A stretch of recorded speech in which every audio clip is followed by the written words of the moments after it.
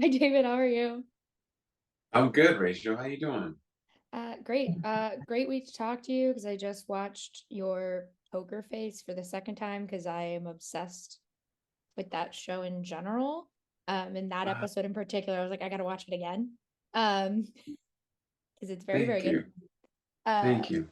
and your career as a whole is very fascinating. And this show, you're now part of, it's weird to call it a fandom because I feel like this short story has like a subset of fans who, if you know the short story, you're like, yes, I remember reading this in school. I'm obsessed with this short story.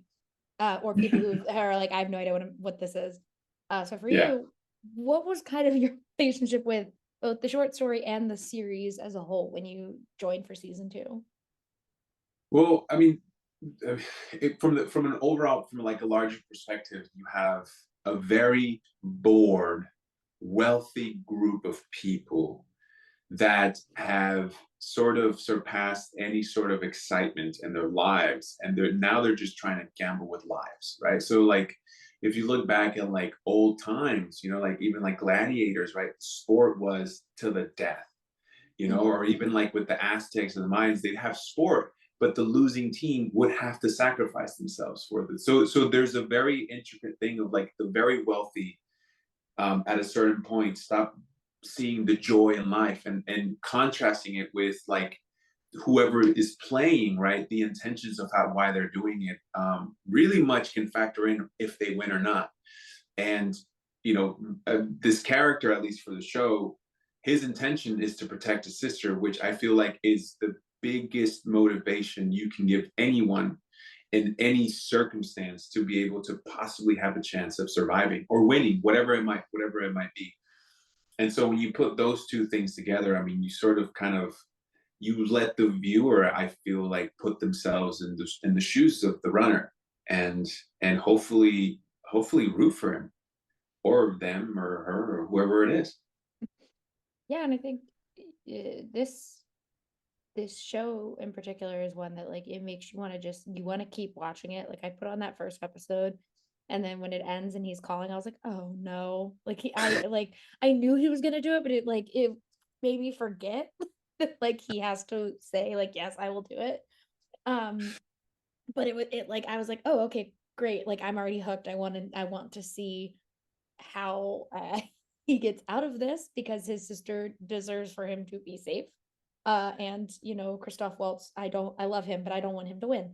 And so for you though, with that and knowing that fans are going to come and they're going to watch it and they're going to want to root for him and want to see him win, do you worry? Because like you do have, I guess, not younger fans, but like Umbrella Academy has a group of fans that are like, I don't know how they would take to the most dangerous game as a story as a whole.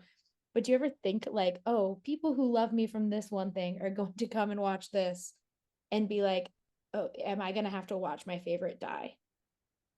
Like, Yeah, yeah. I mean, that's a good question. I didn't really think about it so much from those terms of like people watching it. I think the transition from going from Umbrella to Most Dangerous Game had a different sort of outlook for me because it wasn't an ensemble. mm-hmm. I didn't have my peers on a day-to-day basis to like pick up the things where, if things, they were funny, it was hard, there was all these things.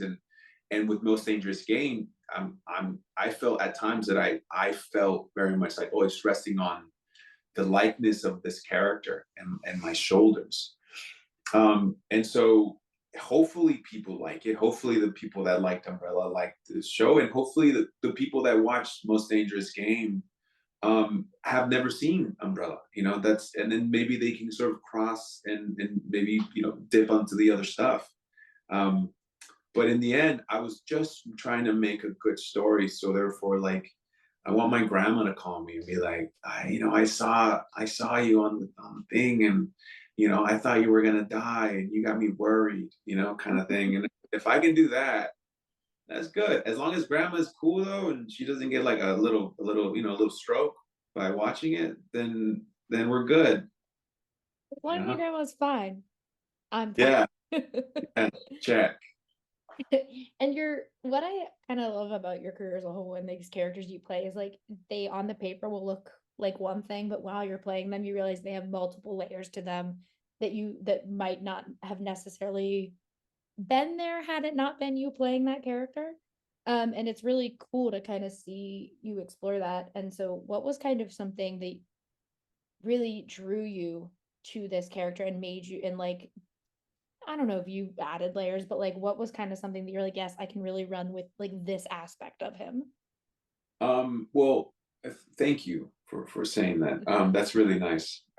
I feel like I try to bring as much of myself to the character, and I try not to hide things from showing, or just show as much as I can that I can relate to and that feels very truthful.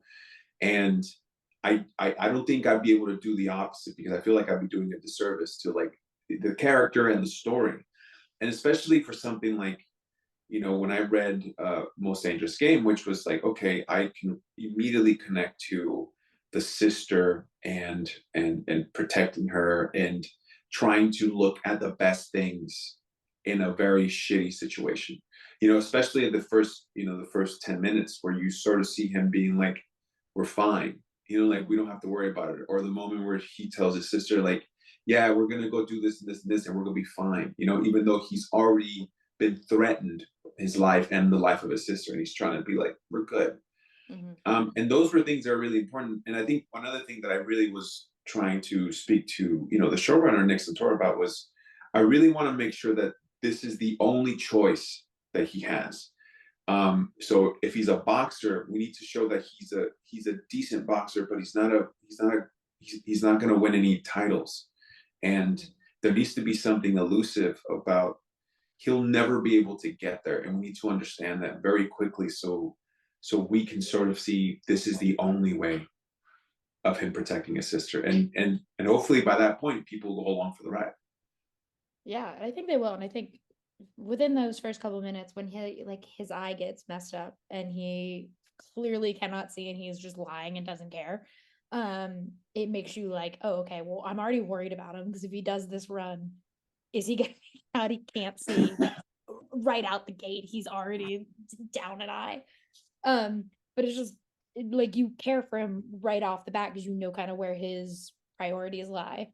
And so for kind of a last question, what do you hope audiences take away when they get to see Most Dangerous Game New York?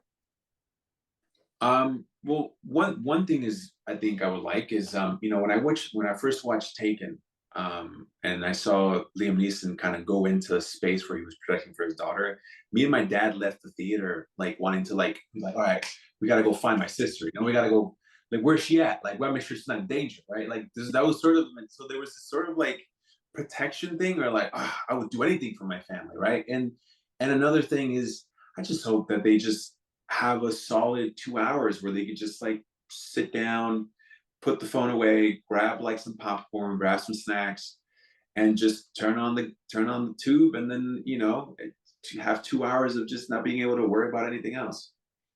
Yeah, I understand that feeling very well. When I saw Wonder Woman, I was like, I can flip a tank. I can do it. It was like, Yeah, so it was that same like, I'm ready, let's go. And it's give like, me I the can do whip. it. I think this show will do that. I live in New York and I'm going to be thinking about people getting hunted all the time.